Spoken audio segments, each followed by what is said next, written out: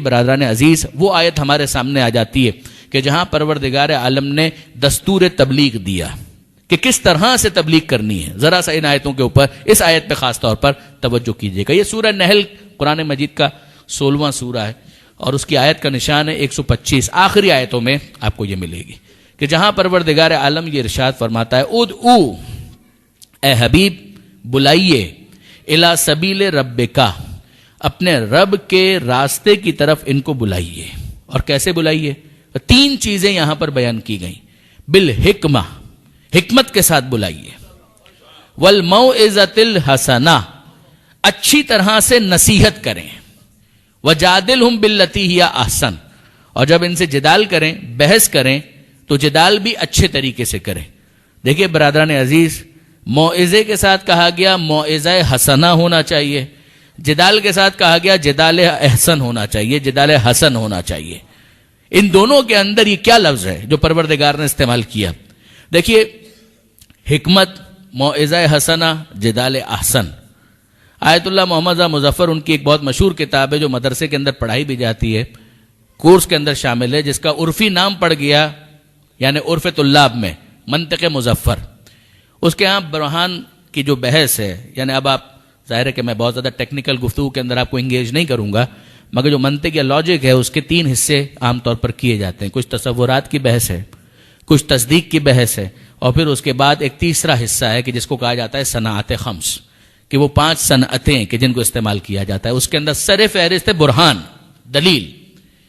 تو وہاں پر انہوں نے اس آیت کے ذریعے سے استدلال کیا تھا، اور وہاں پر انہوں نے کہا کہ حکمت سے مراد وہی برہان ہے. اور علماء کرام نے اپنی تفسیروں کے اندر بھی اس بات کی طرف متوجہ کیا. ایک وزڈم جس کو یہاں پر کہا جا رہا ہے وہ دلیل، کہ پیغمبر سے کہا جا رہا ہے اے حبیب آپ ان کو اپنے رب کے راستے کی طرف بلائیے، دلیل کے ذریعے سے کنونس کریں. اور کنونس کرنے کا کیا مطلب ہے؟ دلیل دینے کا کیا مطلب ہے؟ دلیل دینے کا یہ مطلب ہے کہ باقاعدہ جس طریقے سے منطق کے اندر شکل اول بنائی جاتی ہے، صغرا اور کبرا اور پھر نتیجہ، اگر اس طرح سے انگیج کیا جائے اور افلاطون والا انداز اختیار کیا جائے، سقراط اور بقراط والا انداز اختیار کیا جائے، یا زمانے موجود کے اندر جو فلسفیوں کا طریقہ کار ہے، تو یقین جانیے کہ عام انسان جو ہے وہ تو فوراً ہی نا امید ہو جائے گا. وہ کہے گا کہ اس کا مطلب یہ کہ یہ سبجیکٹ میرے لیے نہیں ہے. جب دلیل کی بات کی جاتی ہے اس سے یہ مراد نہیں ہے. دلیل کا مطلب یہ ایک ایسی دلیل ہو کہ جس کو ایک عام انسان بھی سمجھ سکے. جو شخص اپنے فہم و فکر کے ساتھ، اپنی سطح کے ساتھ آئے، اس کے مطابق اس کو دلیل فراہم کی جائے. لہذا پیغمبر اکرم کا یہ جملہ بھی ہے کہ ہم گروہ انبیاء کو اس بات پر مامور کیا گیا ہے ان نکلم علی قدر عقول الناس، کہ ہم لوگوں کی عقل کے مطابق گفتگو کریں، ان کے لیول کے مطابق ان سے گفتگو کریں. مجھے بہت پسند ہے پیغمبر اکرم کا ایک تبصرہ. پیغمبر اکرم کے سامنے ایک بوڑھی عورت، اور یہ بالکل علم کلام کے بدیہیات میں سے ہے کہ ایک بوڑھی عورت ہے، اس کے سامنے کسی نے سوال کر دیا. اس کو سننے کے بعد جو جواب اس بوڑھی عورت نے دیا تو پیغمبر اکرم مسکرائے. آپ جانتے ہیں پیغمبر اکرم کے اخلاق میں تھا کہ پیغمبر اکرم قہقہا نہیں لگایا کرتے تھے، پیغمبر اکرم مسکرایا کرتے تھے. پیغمبر اکرم اتنا مسکرائے کہ پیغمبر اکرم کے دندان مبارک وہ ظاہر ہو گئے، لوگوں کو نظر آنے لگے. یعنی مسکراہٹ کے اندر ایک انٹینسٹی ہے. وہ بات کیا تھی؟ اس بوڑھی عورت کے سامنے کسی نے سوال کر دیا کہ تم اللہ کو مانتی ہو، خدا کو مانتی ہو؟ کہا کہ ہاں بالکل مانتی ہوں. اب آپ اندازہ کیجئے وہ معاشرہ جو جاہلیت زدہ معاشرہ ہے، جن کے مردوں کے اندر اتنی جاہلیت پائی جاتی ہے، ان کی عورتوں کا کیا حال ہوگا؟ اور عورتوں میں بھی ایک بوڑھی عورت. پیغمبر اکرم کے سامنے کوٹ کیا جا رہا ہے. اللہ کے رسول اس بوڑھی عورت سے پوچھا گیا کہ کیا تم خدا کو مانتی ہو؟ کہا کہ ہاں بالکل میں خدا کو مانتی ہوں. کہا کوئی دلیل ہے؟ کہا کہ بالکل دلیل بھی ہے. وہ اس وقت کیا کر رہی تھی؟ چرخہ چلا رہی تھی. اس نے کہا تمہاری دلیل کیا ہے؟ کہا دلیل یہ چرخہ ہے. یہ اتنا سا چرخہ تو مجھ جیسی بڑھیا کے چلائے بغیر چلتا نہیں ہے، تو یہ پوری کائنات بغیر خدا کے چل رہی ہے. کیا اس کے اندر کوئی بہت زیادہ فلسفیانہ انداز اختیار کیا گیا؟ کچھ بھی نہیں. آپ غور کیجئے، یہ جب دلیل پیغمبر اکرم کے سامنے پیش کی گئی تو پیغمبر اکرم مسکرائے، اور اتنا مسکرائے کہ دانت ظاہر ہو گئے. اور پھر پیغمبر اکرم نے فرمایا علیکم بدین العجائز، کہ کم سے کم اتنا دین تو تم سب کے پاس ہونا چاہیے جو دلیل اس بوڑھی عورت نے دی ہے، اس کے ذریعے سے جس طرح سے اس نے سمجھائے، اتنا تو تم سب کو سمجھنا چاہیے. کہا کہ یہ دلیل اس انداز کی کہ جو عوامی ہو، عام سطح کی ہو، کہ جس کو ایک انسان آسانی سے کمپریہینڈ کر سکے. میں آپ کے سامنے ایک دوسری مثال عرض کروں برادران عزیز. دیکھیے جب ہم کتابوں کے اندر دیکھتے ہیں تو بڑی بڑی دلیلیں دی گئی ہیں جن کی اپنی اہمیت ہے، مجھے اس سے انکار نہیں ہے. وہ ساری دلیلیں ان کی اپنی ایک امپورٹنس ہے، اس کی اہمیت ہے. مگر دیکھیے کہ اگر مثلا یہ کہا جائے برہان نظم، برہان تمانو، اور مثلا یہ کہا جائے دلیل مابل امتیاز مابل اشتراک، تو ظاہر ہے کہ اتنے نوجوان جو یہاں پر بیٹھے ہوئے وہ سب مجھے گھور کر دیکھنے لگیں گے کہ مولانا کو کیا ہو گیا، کیا باتیں کرنا شروع کر دی انہوں نے. آپ نے غور فرمایا امیر المومنین حضرت علی ابن ابی طالب علیہ الصلوۃ والسلام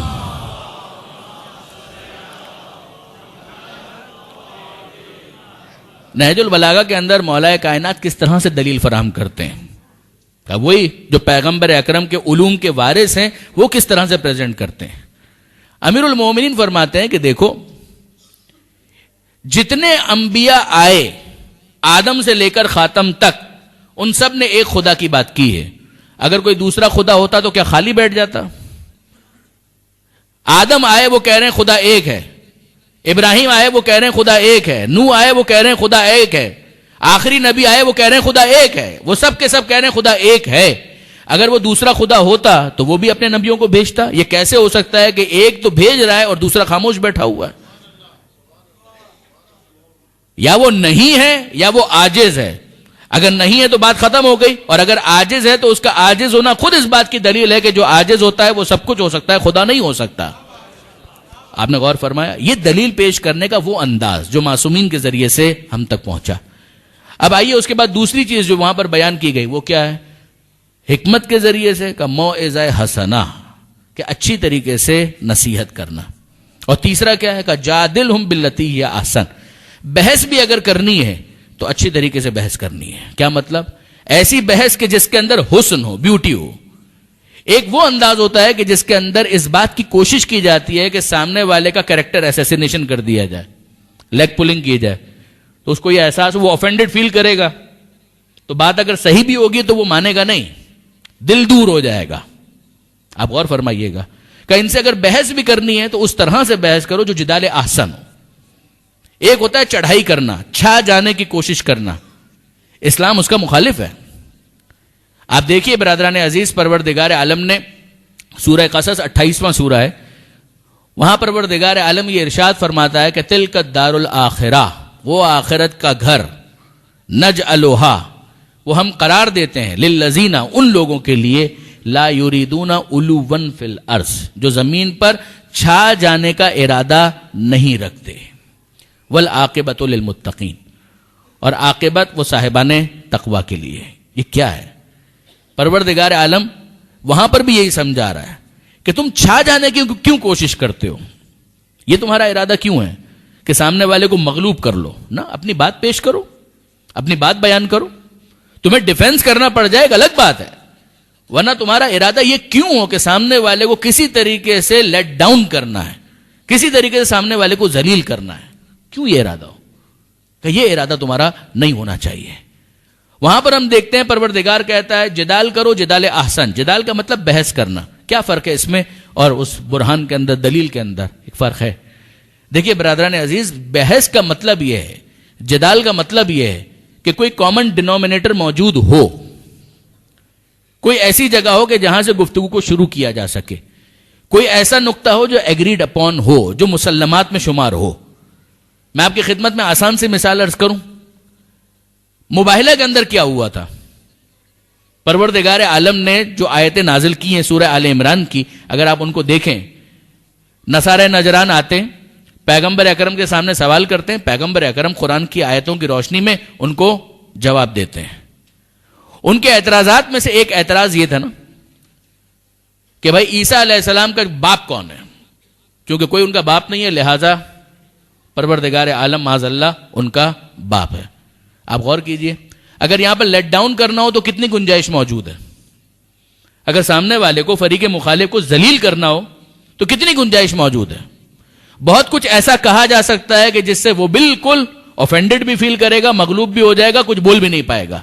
لیکن نہیں، اسلام کا یہ انداز نہیں ہے، قرآن کا یہ انداز نہیں ہے. اس موقع پر کیا کہا گیا؟ اس موقع پر کہا گیا اے حبیب ان سے کہہ دیجئے انا مسئلہ عیسیٰ عند اللہ کا مسئلہ آدم، عیسیٰ کی مثال اللہ کے نزدیک آدم کی مثال ہے۔ وہ خدا جو بغیر ماں اور باپ کے آدم کو پیدا کر سکتا ہے، وہ بغیر باپ کے تنہا ماں سے عیسیٰ کو کیوں پیدا نہیں کر سکتا؟ آپ نے غور فرمایا کہ یہ بحث کرنے کا انداز ہے۔ اب یہ بات کس سے کہی جا سکتی ہے؟ جو آدم کو مانتا ہو۔ یہ ہے وہ کامن ڈینومینیٹر کہ جہاں سے بات کو شروع تو کیا جا سکے۔ اگر وہ کہے کہ میں تو آدم کو بھی نہیں مانتا، تو ظاہر ہے کہ پھر اس کے سامنے آدم کی مثال پیش نہیں کی جائے گی۔ ایک ہے پیور آرگومنٹ، برہان، دلیل، اور ایک ہے جدال احسن، کہ جہاں پر کوئی کامن گراؤنڈ بنتا ہے۔ جب آپ چین کو اوپر کرنا چاہتے ہیں تو ظاہر ہے کہیں نہ کہیں نیچے اس کو ملنا چاہیے، اس کے دونوں سرے کہیں ملیں گے تو آپ اس کو کھینچ کر اوپر لا سکتے ہیں۔ لیکن اگر وہ نیچے ہی نہیں مل رہے تو آپ جتنا اوپر کھینچتے چلے جائیے کوئی فائدہ نہیں ہوگا۔ کہ یہ ہے اس بحث کا انداز کہ جس کے اندر جدال کیا جا رہا ہے، بحث کی جا رہی ہے، مگر سامنے والے کو مغلوب کرنے کے لیے نہیں۔ جدال احسن ہے، اور درمیان میں رکھا موعظہ حسنہ، کہ اچھی طریقے سے نصیحت کرنا، کہ اس کے اندر بھی سامنے والے کو ذلیل نہ کیا جائے، بات بھی اس تک پہنچ جائے۔ دیکھیں برادران عزیز، ایک ہے میسج دے دینا، اب وہ تو پروردگار عالم نے دے دیا کہ مثال کے طور پر نماز قائم کرو، تو ہمیں پتہ چل گیا کہ خدا نے نماز مانگی ہے، تو اب علم کی کمی تو نہیں ہے۔ اب تو مسئلہ یہ ہے کہ کسی طریقے سے اس بات کو جو دماغ تک پہنچ چکی ہے دل میں اتار دیا جائے۔ آپ نے غور فرمایا؟ اب اس کے لیے کئی مرتبہ کیا ہوتا ہے، مثلا ماں باپ میں وہ اپنی اولاد کو کچھ انسینٹیوز دیتے ہیں کہ بیٹا مثال کے طور پر تم فجر کی نماز پڑھو گے تو میں تمہیں یہ گفٹ دوں گا۔ تو علم نہیں ہے کیا اس کے پاس؟ علم تو ہے کہ بھائی 15 سال کا ہو گیا ہوں، نماز واجب ہو گئی ہے، پڑھنی ہے، مگر مسئلہ سارا یہ ہے کہ اس موقع پر نیند کو قربان کرنا اور مصلی کے اوپر آنا، اس کے لیے اپنے نفس کو قابو کرنا، تو اس کے لیے کسی نہ کسی انسینٹیو کی تو ضرورت ہے۔ یہ وہ منزل ہے کہ جہاں پر ہمیں پیغمبر اکرم کے یہ دو اوصاف سمجھ میں آتے ہیں کہ یا ایھا النبی انا ارسلناک شاہدا ومبشرا ونذیرا، اے حبیب ہم نے آپ کو رسول بنا کر بھیجا ہے اور شاہد بنا کر بھیجا ہے، گواہ بنا کر بھیجا ہے، ومبشرا ونذیرا، ہم نے آپ کو خوشخبری دینے والا بنا کر بھیجا ہے، ونذیرا، ہم نے آپ کو وارننگ دینے والا، ڈرانے والا بنا کر بھیجا ہے کہ آپ ان کو بتائیں جنت بھی ہے اور جہنم بھی ہے، یہاں کی عیاشی کے نتیجے میں وہاں پر تمہیں زحمت کا سامنا نہ کرنا پڑ جائے، اور یہاں پر اگر تم اپنے رب کی باتوں کو قبول کرو گے تو یقیناً تمہارے لیے وہاں پر نعمتیں ہیں کہ جو منتظر ہیں۔ اور فرمایا آپ نے کہ یہ دو چیزیں، یہ جو نصیحت ہے اس کو کرنے کے مختلف انداز ہیں۔ بس یہ بات ذہن میں رکھیے گا کہ نصیحت کا مقصد کیا ہے۔ کئی مرتبہ انسان بات کو سمجھ چکا ہوتا ہے، عقلی طور پر وہ اس بات کو قبول کر چکا ہوتا ہے، مسئلہ صرف یہ ہے کہ وہ بات اس کے دل میں ابھی پینیٹریٹ نہیں کر پائی۔ یہ وہ موقع ہے کہ جہاں پر نصیحت اپنا اثر دکھاتی ہے۔ میں آپ کی خدمت میں عرض کروں، کسی جگہ پر میں نے آیت اللہ کاشف الغطا، یہ تو پوری فیملی ہے نا، انہی کی ایک فرد، ان کا اپنے بیٹے کے ساتھ ایک مکالمہ پڑھا تھا، وہ میں آپ کے ساتھ شیئر کرتا ہوں۔ ایک مرتبہ درود بھیجے گا محمد و آل محمد۔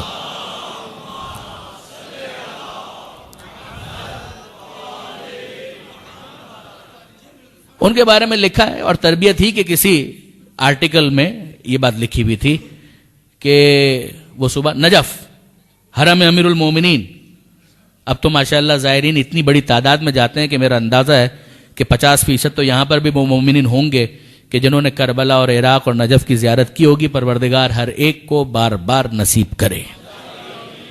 تو نجف کا ماحول، اللہ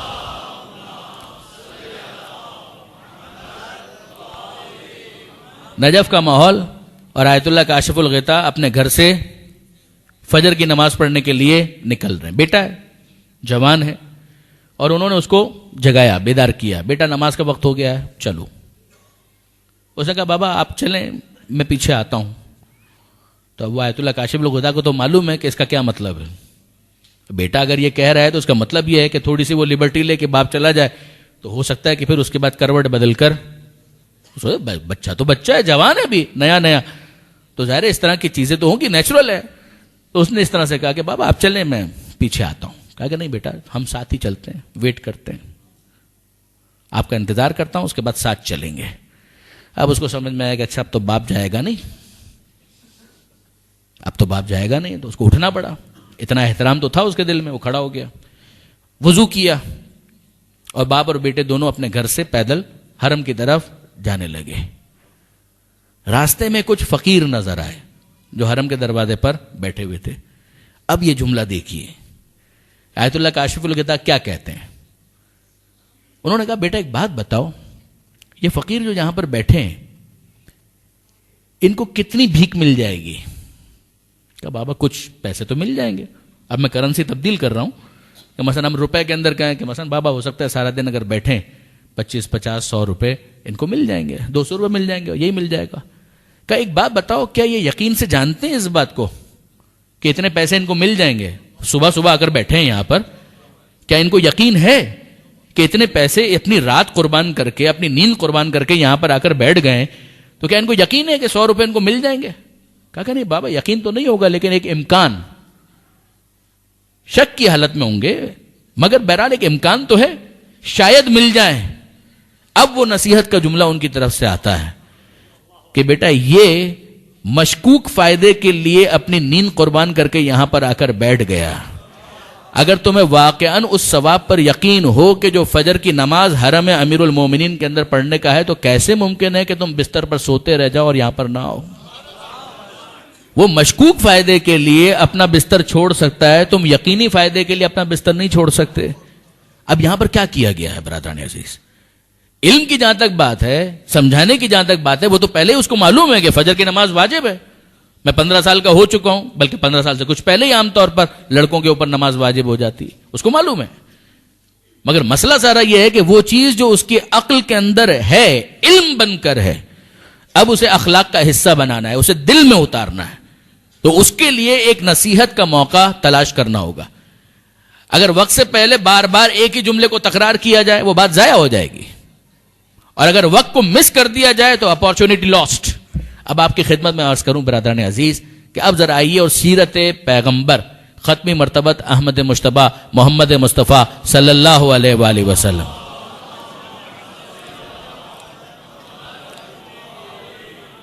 حضور کی سیرت کے ان 2 واقعات کی طرف توجہ کیجیے گا اور ہم اپنی بات کو اختتام کی طرف لے جائیں. آپ سب کے حافظے کے اندر اور علم میں یہ بات ہے، اس بوڑھی عورت والا قضیہ. پیغمبر اکرم اپنے گھر سے، اور اب مدینہ منورہ اور مکہ معظمہ کے حوالے سے ہم دعا مانگے کہ وہ مقامات ہمارے لیے زیارت گاہ ہیں. پروردگار عالم ہر ایک کو حج اور زیارت مدینہ کی بار بار توفیق نصیب فرمائے.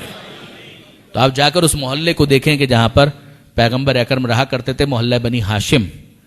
اور پیغمبر اکرم اپنے گھر سے نکلتے ہیں اور وہ بوڑھی عورت پیغمبر اکرم کے اوپر خس و خاشاک کچرا ڈالتی ہے. آپ سب نے یہ واقعہ سنا ہوا ہے. پیغمبر اکرم کا طریقہ کار کیا ہے؟ بقول علامہ نقطن صاحب وہ فرماتے تھے کہ پیغمبر اکرم نہ بدلہ لیتے ہیں نہ راستہ بدلتے ہیں. بدلہ بھی نہیں لیتے، کچھ بولتے بھی نہیں، چلے جاتے ہیں، اور راستہ بھی نہیں بدلتے. یعنی نیکسٹ ٹائم جب جانا ہے تو روٹ وہی لیتے ہیں. وہ بوڑھی عورت تو انتظار کر رہی ہے کہ واپس گزریں گے تو واپس خس و خاشاک پیغمبر اکرم پر وہ ڈالے گی، اور وہ کام کرتی ہے. کتنی مرتبہ یہ کام ہوا خدا بہتر جانتا ہے. یہ پیغمبر اکرم کا روٹین ہے. اپنے گھر سے نکلتے ہیں، وہ بوڑھی عورت کا روٹین ہے، وہ خس و خاشاک لے کر کھڑی ہوئی ہے، پیغمبر اکرم کو دیکھتی ہے اور پیغمبر اکرم کے اوپر وہ کچرا ڈال دیتی ہے. پیغمبر اکرم سائلنٹلی وہاں سے موو کر جاتے ہیں، آگے بڑھ جاتے ہیں. اور آپ جانتے ہیں کہ ایک دن اس نے یہ کام نہیں کیا. پیغمبر اکرم نے سوال کیا کہ بھائی وہ بوڑھی عورت دکھائی نہیں دے رہی ہے جو ہم پر کچرا ڈالا کرتی تھی. اے اللہ کے رسول، وہ راستے میں پھول لے کر کھڑی ہوتی تھی، کیا آپ اس کے بارے میں پوچھ رہے ہیں؟ وہ گلدستہ لے کر کھڑی ہوتی تھی، جب آپ نکلتے تھے تو کیا درود پڑا کرتی تھی؟ وہ تو کافرہ مشرکہ ایک بوڑھی عورت جو آپ کے ساتھ گستاخی کیا کرتی تھی، آپ کے اوپر کچرا ڈالتی تھی، آپ اس کے بارے میں پوچھا کہ ہم وہ نظر نہیں آ رہی، کیا ہوا اس کو؟ تو کسی نے کہا اللہ کے رسول وہ بیمار ہے. پیغمبر اکرم کہا کہ کہاں اس کا گھر کس طرف ہے؟ کہ اس طرف قریب میں. پیغمبر اکرم کہا اچھا ٹھیک ہے میں جاتا ہوں اس کی طبیعت پوچھ کر آتا ہوں. پیغمبر اکرم گئے اور جیسے ہی اس نے پیغمبر اکرم کو دیکھا تو کیا جملہ کہا؟ کامنٹ پاس کیا، آج آپ مجھ سے بدلہ لینے کے لیے آئے ہیں جب میں بیمار ہوں، فکر ہر کس بقدر ہمت اوست، ٹپکے گا وہی ظرف سے جو ظرف میں ہوگا. وہ بیچاری اپنے اینگل سے جو اس کا ظرف ہے اسی اعتبار سے وہ بات کر رہی ہے. پیغمبر اکرم کیا جملہ کہتے ہیں؟ پیغمبر اکرم کہتے ہیں اے کنیز خدا، میں بدلہ لینے نہیں آیا. اب آپ غور کیجئے برادران عزیز، یہ جو پیغمبر اکرم عیادت کے لیے آئے ہیں، یہ کون سا حق ہے کہ جس کو پیغمبر اکرم ادا کر رہے ہیں؟ کہ یہ حق اسلام ہے؟ وہ مسلمان تو نہیں ہے. ہم یہ کہیں ایک مسلمان کو دوسرے مسلمان کے ساتھ ایسا ہونا چاہیے اور ویسا ہونا چاہیے تو بات سمجھ میں آتی ہے. ہم یہ کہیں ایک مومن کو دوسرے مومن کے ساتھ ایسا ہونا چاہیے، اس کے دکھ درد میں شریک ہونا چاہیے، بات سمجھ میں آتی ہے. نہ وہ مسلمان ہے نہ وہ مومنہ ہے. تو پیغمبر اکرم اس کی عیادت کے لیے جو جا رہے ہیں، نہ یہ حق اسلام ہو سکتا ہے نہ یہ حق ایمان ہو سکتا ہے. تو پھر پیغمبر اکرم اس کی عیادت کیوں کر رہے ہیں؟ اسی رشتے کو سمجھانے کے لیے پیغمبر اکرم نے پہلے کہا اے کنیز خدا، کہ چاہے تو مسلمان نہ ہو، چاہے تو مومنہ نہ ہو، مگر اللہ کی ایک کنیز تو ہے، اللہ کی بندی تو ہے. مجھے پتا چلا کہ تو بیمار ہے، میں تو فقط تیری عیادت کے لیے آیا تھا، میں پوچھنے کے لیے آیا تھا کہ اب صحت کیسی ہے. جسمانی طور پر تو اب بیمار ہوئی ہے، روحانی طور پر پہلے سے بیمار تھی. جسمانی طور پر صحت اس کو بعد میں ملے گی، مگر پیغمبر اکرم کا یہ جملہ سنا اور روحانی اعتبار سے شفا پا گئی. اور اب کہتی ہے کہ مجھے بتائیے آپ کے دین میں داخل ہونا ہو تو کیا طریقہ اختیار کیا جائے. میں جو اپنے نوجوان دوستوں کو متوجہ کرنا چاہ رہا ہوں، مجھے صرف اتنا بتائیے کہ جب پیغمبر اکرم اس کی عیادت کرتے ہیں تو پیغمبر نے کون سی دلیل اس کے سامنے پیش کی ہے؟ کون سا برہان اس کے سامنے پیش کیا؟ ایک سوال ہے نا کہ یہ تینوں طریقے جن کی اپنی اہمیت ہے، ان میں سب سے ایفیکٹو کون سا ہے؟ سب سے ایفیکٹو کون سا ہے؟ دیکھیے برہان کی بہت اہمیت ہے، میں اس کا منکر نہیں ہوں. دلیل کی بڑی اہمیت ہے، میں اس کے خلاف نہیں ہوں. مگر سوال سارا یہ ہے کہ ان تینوں طریقوں میں سب سے زیادہ ایفیکٹو کون سا ہے؟ ذہن میں شاید یہ آئے کہ دلیل، جی نہیں، دلیل اہم ضرور ہے، مگر سب سے زیادہ ایفیکٹو انسان کا اخلاق ہے، اس کا کردار ہے، کہ وہ لوگوں کے ساتھ ڈیل کیسے کرتا ہے، وہ بات کیسے کرتا ہے، لوگوں کے ساتھ اس کا انداز کیسا ہے، اس کی گفتگو کیسی ہے. وہ اخلاق ہے کہ جو سب سے زیادہ امپریسو ہوتا ہے. میں کبھی نہیں بھولوں گا برادران عزیز، کینیا میں، نیروبی میں ایک دفعہ ماہ رمضان کی تقریروں کے لیے جانے کا اتفاق ہوا تھا، اور وہاں پر ایک مدرسہ تھا. اس مدرسے کے اندر وہاں کے جو لوکلز، مقامی افریکنز، وہ اس کے اندر ایڈمیشن ان کے تھے اور ان کو دین سکھایا جا رہا تھا. کبھی نہیں بھول سکتا، وہیں پر ایک لوکل وہاں کا جو مقامی استاد تھا، میں نے اس سے کچھ ڈسکس کیا اور میں نے اسے سوال کیا. اچھا، he was very good at English. وہ اپنی لوکل جو لینگویج تھی سواحلی، وہ بھی بہت اچھی بول رہے تھے، عربی بھی ان کو آتی تھی. تو گفتگو ہو رہی تھی، تو میں نے ان سے پوچھا کہ یہ بتائیے کہ جہاں جس علاقے کے اندر ہم لوگ ہیں افریقہ کے، یہاں پر تبلیغ کے اعتبار سے اسلام کہاں پر ہے اور کرسچینٹی کہاں پر ہے؟ کمپیئر کریں just for the sake of understanding, تو ہمیں پتا تو چلے اسٹیٹسٹکس وائز کہ کیا معاملہ ہے. تو اس نے بہت پیاری بات کی. اس نے کہا کہ جناب جہاں پر کرسچینٹی ہے وہاں آدھے پر بھی شیعت نہیں ہے. اگر کرسچینٹی 100 پر ہے تو تشیع جو ہے وہ 25% کے اوپر کھڑا ہوا ہے. اور یہ بھی انقلاب اسلامی کے بعد، جب خانہ فرنگ بنا اور دوسری چیزیں ہوئی اس کے بعد، ورنہ اس سے پہلے کچھ بھی نہیں تھا. تو میں نے کہا کہ بھائی مسئلہ تو یہ ہے کہ کرسچینٹی تو آرگومنٹ میں تو بہت ویک ہے. ٹرینٹی کو تو آپ کیسے جسٹیفائی کریں گے؟ In the name of the father, the son and the holy ghost, باپ کے نام سے، بیٹے کے نام سے، روح القدس کے نام سے. خدا ایک بھی اور تین بھی اور تین بھی ایک بھی ہے. تو اگر ٹرینٹی کے بارے میں ان سے خود سے پوچھا جائے کہ کوئی عقلی دلیل، تو وہ خود کہتے ہیں کہ نہیں، عقلی دلیل تو کوئی نہیں ہے. تو یہ کیا ہو گیا؟ جس کے پاس عقلی دلیل کوئی نہیں ہے اس کے بارے میں آپ کہہ رہے ہیں کہ وہ اتنا زیادہ پروپیگیٹ کر پائے، اتنے زیادہ افراد کرسچن بن گئے. کہا کہ ہاں بالکل ایسا ہی ہے. تو میں نے کہا کیوں، وجہ کیا ہے؟ تو اس نے جواب دیا. اس نے کہا کہ بات یہ ہے کہ جب کرسچنز یہاں پر آ کر تبلیغ کرتے ہیں تو وہ تبلیغ بعد میں کرتے ہیں. پہلے یہاں پر اسپتال بناتے ہیں، اسکول بنائیں گے، کلینک بنائیں گے، کھیلنے کا گراؤنڈ بنائیں گے، کھانا کھلائیں گے. اب مسئلہ ذرا یہ ہے کہ وہ شخص جو بھوکا ہے اس کو دلیل بعد میں سمجھ میں آتی ہے، کھانا پہلے سمجھ میں آتا ہے. وہ جس کے گھر کے اندر بیوی بچے جو ہیں بھوک سے بلکھ رہے ہیں، آپ اس کو کیا دلیلیں فراہم کر رہے ہیں؟ اس کے بعد ہمیں سمجھ میں آتا ہے کہ کیا وجہ تھی کہ پیغمبر اکرم دعوت ذوالعشیرہ کے موقع پر کھانا پہلے کھلاتے ہیں، بعد میں کرتے ہیں۔ دل میں داخل ہونے کا راستہ پیٹ سے ہو کر جاتا ہے، بعض علماء یہ کہتے ہیں، غلط نہیں کہتے۔ بات سادی سی یہ ہے کہ اگر ایک شخص بھوکا ہے، کاد الفقر ان یکون کفرن، انسان کا فقر اسے کفر تک پہنچا دیتا ہے۔ نہیں پہنچنا چاہیے ایک الگ بات ہے، مگر پریکٹیکلی ہوگا یہی کہ اگر ایک انسان ہے، اس کے گھر میں روٹی نہیں ہے، اس کے پاس کھانے کے لیے کچھ نہیں ہے، آپ اس کو کہیں نماز پڑھنے کے لیے آؤ، آپ اس کو کہیں دین کی طرف آؤ، کہ دین تو اس وقت مجھے سمجھ میں آئے گا جب میرے گھر والوں کو کچھ کھانا تو ملے۔ اب جب کھانا مل جائے تو اس کے بعد دلیل کمزور بھی ہو تو قبول کر لی جاتی ہے۔ اچھا، وہ کہتے ہیں کہ وہ لوگ اس طرح سے شروع کرتے ہیں کہ دودھ کے ڈبے پہلے بھجواتے ہیں، روٹی پہلے پہنچاتے ہیں، کلینک پہلے بنواتے ہیں، کھیلنے کے لیے گراؤنڈ پہلے دیتے ہیں، چھوٹا موٹا اسکول پہلے بنا دیتے ہیں۔ اب جب ان کو اطمینان ہو جاتا ہے کہ یہ لوگ ہمارے لیے مفید ہیں تو وہ کمزور دلیل کو بھی نظر انداز کر دیتے ہیں۔ کہا ہمارا کیا طریقہ ہے؟ کہا ہمارا طریقہ یہ ہے کہ ہم ان کی بھوک کو نظر انداز کرتے ہیں، تمام تر مسائل کو نظر انداز کرتے ہیں، اسٹارٹ کرتے ہیں come to Islam, come to Islam, come to Islam. میں آپ کو اطمینان کے ساتھ کہتا ہوں برادران عزیز، ایک طالب علم کی حیثیت سے اطمینان کے ساتھ کہتا ہوں کہ 1 گھنٹے کی تقریر وہ اثر نہیں کرے گی جو وہ ایک جملہ اثر کرے گا۔ یہ ہوتا ہے۔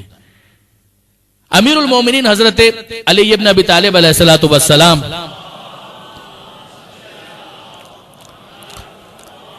اب یہ بالکل آخری بات اور بات کو ہم مکمل کر رہے ہیں۔ امیر المومنین کے حوالے سے یہ ملتا ہے کہ امیر المومنین پیغمبر اکرم کی سیرت اخلاق، اس اینگل سے بات کو میں اختتام کی طرف لے جا رہا ہوں کہ پیغمبر اکرم کے اس شاگرد اور شاگرد رشید کہ جس نے یہ جملہ کہا کہ انا عبد من عبید محمد، میں محمد کا غلام، ہمارا فخر ہے کہ ہم اس علی کو مولا مانتے ہیں کہ جو رسول کا غلام۔ بہت غور فرمائیے گا، مولا کا جملہ انا عبد من عبید محمد، بلکہ صحیح معنوں میں تو غلامی کا حق بھی علی نے ہی ادا کیا ہے۔ امیر المومنین کسی کام سے کوفہ سے باہر نکلے، یہ مولا کی ظاہری خلافت کا زمانہ ہے، دیکھیے گا باہر نکلے، اور یہ زمانہ فیس بک کا زمانہ نہیں ہے، انٹرنیٹ کا زمانہ نہیں ہے کہ جہاں پر سب کو پتا ہو کہ اس وقت حاکم ہے، وقت کون ہے، نہیں معلوم، نہ کوئی خبریں ہیں، نہ کوئی رسالہ ہے، نہ کوئی اخبار ہے، نہ انٹرنیٹ۔ امیر المومنین باہر آئے کسی کام سے، آن دا وے بیک جب جا رہے تھے کوفہ کی طرف تو راستے میں ایک یہودی سے ملاقات ہو گئی۔ امیر المومنین اپنے آپ کو انٹروڈیوس بھی نہیں کرتے، اپنا تعارف بھی نہیں کرواتے، بس ساتھ چلنا شروع ہو گئے۔ وہ بھی نہیں جانتا کہ یہ اس وقت عرب کا حاکم ہے، خلیفہ وقت ہے، اسے نہیں معلوم، وہ یہودی ساتھ ساتھ چل رہا ہے۔ ظاہر ہے کہ ایک جگہ وہ آئی کہ جہاں پر 2 راہ، اس یہودی کو کسی جگہ جانا تھا اور دوسرا راستہ کوفے کی طرف جہاں مولا کائنات کو جانا تھا۔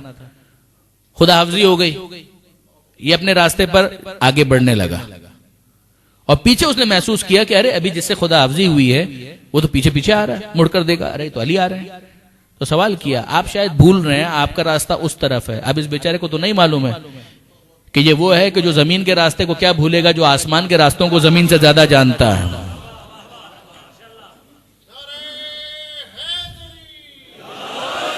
تو مولا نے کہا کہ نہیں، میں راستہ نہیں بھولا، مجھے اچھی طرح سے معلوم ہے کہ کوفہ کا راستہ کون سا ہے۔ کہا پھر یہاں پر آنے کا کیا مقصد؟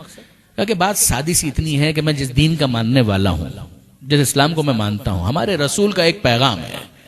پیغام یہ ہے کہ اگر کوئی تمہارے ساتھ سفر کر رہا ہو تو سفر کے اختتام پر ایک حق اس کا تمہاری گردن پر آ جاتا ہے۔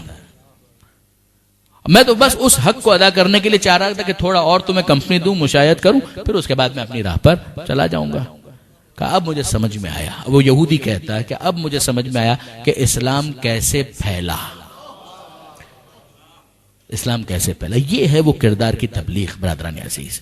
بے شک ادعو الی سبیل ربک بالحکمہ، اے حبیب اپنے رب کے راستے کی طرف بلائیے حکمت کے ذریعے سے، والموعظۃ الحسنہ وجادلہم باللتی ہی احسن، دلیل کی بہت اہمیت ہے، اچھی طریقے سے بحث کرنے کی بڑی اہمیت ہے، مگر یقین جانیے برادران عزیز یہ جو پروردگار نے کہا ہے نا موعظہ حسنہ، یہ جو خدا نے کہا انک لعلی خلق عظیم، کہ یقیناً آپ اخلاق عظیم کی منزل پر ہے، جتنا زیادہ یہ ایفیکٹو ہے کوئی دوسری چیز اتنی ایفیکٹو نہ ہے نہ ہو سکتی ہے، نہ اس زمانے میں، نہ آج کے زمانے میں، اور نہ قیامت تک کوئی دوسری چیز اتنی ایفیکٹو نہیں ہو سکتی کہ جتنی انسان کا کردار افیکٹو ہوتا ہے. بس اختتام چھٹے امام کے اس جملے پر کرتے ہیں.